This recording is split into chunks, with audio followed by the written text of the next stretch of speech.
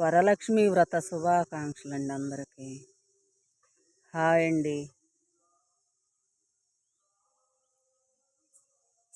ఈరోజు శుక్రవారం కదా, వరలక్ష్మి వ్రతం, అందుకనే పిండితో ముగ్గేశాను.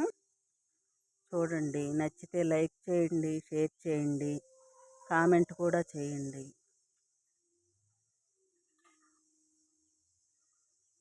సబ్స్క్రైబ్ చేసుకోకుండా చూస్తున్నారండి, సబ్స్క్రైబ్ చేసుకోండి.